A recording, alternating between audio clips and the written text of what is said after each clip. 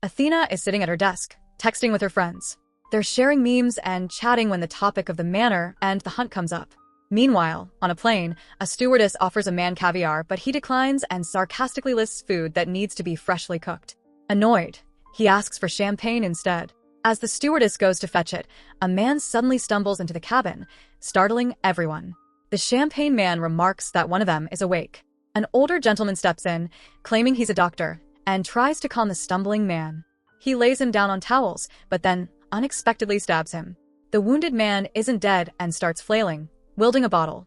Athena enters and stabs him with her shoe, killing him. Someone comments that it hasn't even started yet. Athena coldly says there's no room for sentimentality in war. As she cleans her shoe, the older man drags the body into another part of the plane. The injured man, still alive, begs for help from a blonde woman, but she's unconscious. Later, the same woman wakes up outside with a gag in her mouth that she can't remove. She spots another gagged woman across a river who is making a compass.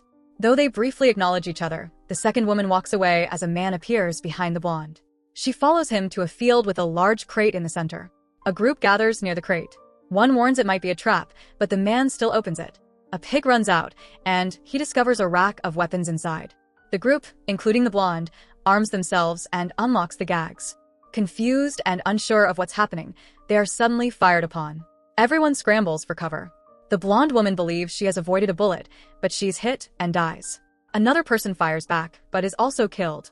A woman falls into a ditch, and a man helps her out, but she's impaled on spikes. Despite her injuries, they try to flee but trigger a landmine and explode. Another man manages to escape the chaos, reaching a fence. He almost shoots someone approaching but realizes it's the Kripan. Two others join them, and they all attempt to scale the fence. Kripan gets speared and decides to face the attackers, but he's killed moments later. The remaining three escape to a gas station. Inside, the owners, a couple, mistake them for robbers. One man, wearing a blue shirt, insists they don't want money but asks where they are. The couple claims they're in Arkansas.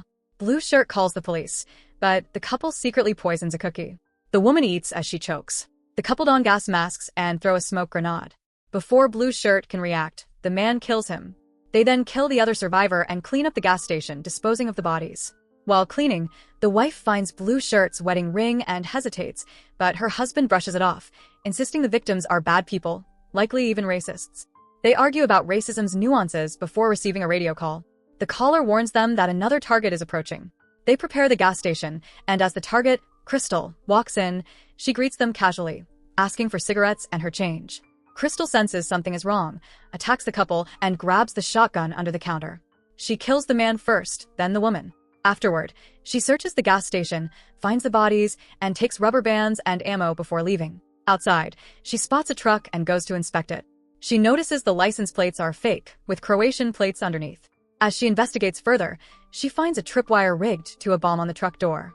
Using a radio she took from the gas station, Crystal overhears the hunters discussing her whereabouts. They can't reach the couple from the station and deploy a drone to check it out. Crystal hides in the bushes and watches as someone shoots the drone down. The shooter approaches the truck, but Crystal warns him that the truck is booby-trapped. She scolds him for revealing their location by shooting the drone and begins walking toward train tracks she spotted earlier. The man follows, sharing his theory that they're being hunted by a group of liberal elites who kidnap people and kill them for sport. Crystal isn't convinced. As they hear a train approaching, Crystal urges him to run so they can hop on. Once on board, they find a group of immigrants hiding in the train car.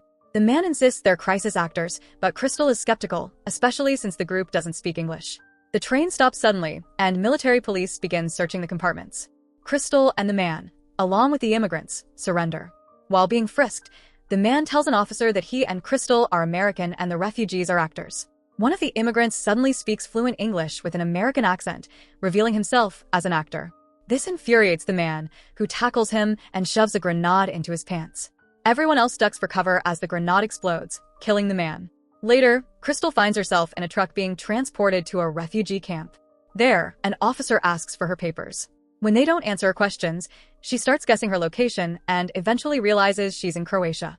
She asks them to contact the American embassy. Instead, they bring Dawn, another survivor from the hunt. Crystal and Dawn eat together in the camp kitchen while he shares the same theories about the hunt as the other man. Suddenly, an official from the American embassy arrives to pick them up. In the car, Dawn explains their predicament, and the official promises to contact the U.S. State Department and military for help. Crystal grows suspicious of the official. She knocks him out, pushes him out of the car, and backs over him to ensure he's dead. Searching his jacket, she finds a gun and opens the trunk, where she discovers the body of the man who was with her earlier. Dawn, initially upset about the official's death, sees the body and realizes Crystal was right.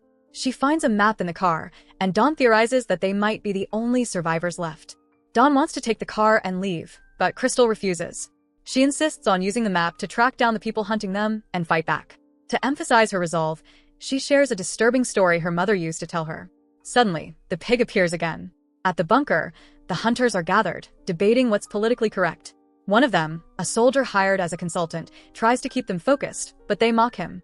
Athena's voice comes through the radio, demanding silence. One of the hunters steps outside to relieve himself, but Dawn distracts him with the pig, allowing Crystal to kill him. Back at the bunker, the group hears noises outside. The soldier gives instructions, but the panicked group barely listens. When Dawn throws the pig inside, they instinctively shoot and kill it. Crystal strikes, killing one hunter and shooting at the others. Crystal incapacitates the soldier, then stabs the distressed woman. She struggles with another hunter over a rifle, but finds a bullet in the chamber and kills him. She then tracks down the sniper and takes him out too. Thinking she's finished, Crystal is caught off guard when the soldier tackles her. They fight brutally, and she defeats him with a pipe, but spares his life. The injured woman insults Crystal, calling her a hick. Crystal grabs a gun and prepares to kill her, but Dawn intervenes. He asks the woman why they were being hunted, and her answer is dismissive.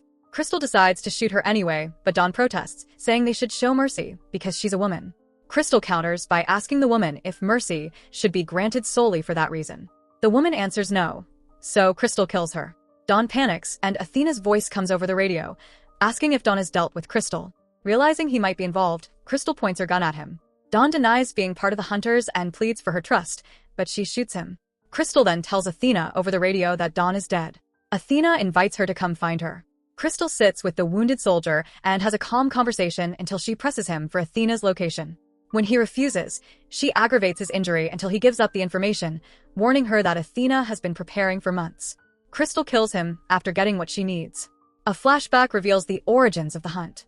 1 year earlier, Athena was confronted by colleagues in her office about a leaked text joking about hunting people. Although she dismissed it as a joke, it spiraled into a conspiracy theory that became a PR nightmare, forcing her to resign. Enraged, Athena compiled a list of those spreading the rumors. 8 months before the hunt, the group selected targets, debating who should be included. When Crystal's name and opinions about Athena appeared in the presentation, Athena became furious and personally chose her as her ultimate nemesis.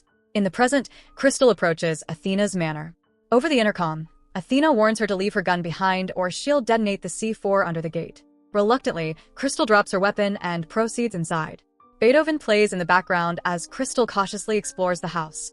She notices photos of herself and the other hunted individuals displayed on Athena's wall. In the kitchen, Athena is calmly cooking, waiting for her.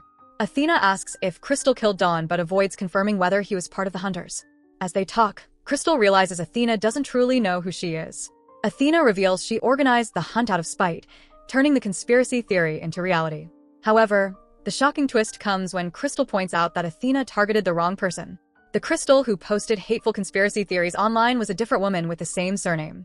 The tension escalates, and Crystal grabs a knife to attack Athena. A brutal and evenly matched fight ensues. They use anything they can grab as weapons, including furniture and kitchen utensils. Crystal even hurls an expensive champagne bottle, which Athena saves mid-fight. The brawl moves throughout the house, with Athena briefly gaining the upper hand when she stabs Crystal. The fight continues in the kitchen, where Athena stabs Crystal with a vegetable cutter. However, Crystal cleverly pulls Athena in and fatally stabs her with the same weapon. Athena collapses and dies, while Crystal, bloodied but alive, survives. Determined to move forward, Crystal eats the toast Athena was making and cauterizes her wound with a blowtorch. After cleaning herself up, she dons one of Athena's elegant dresses and shoes, grabs the expensive champagne, and steps outside. She spots Athena's private jet and walks aboard, confronting the stewardess and captain. She declares that she killed their bosses and orders them to take her home, brandishing a gun to make her point. As the jet takes off, the stewardess serves Crystal a snack and pours her the champagne. Relaxing for the first time, Crystal invites the stewardess to join her in eating and drinking, ending her ordeal with a quiet toast to survival. So, that's the end of our movie. So that's it. Hope you enjoy the story. Subscribe and press the bell icon for more videos.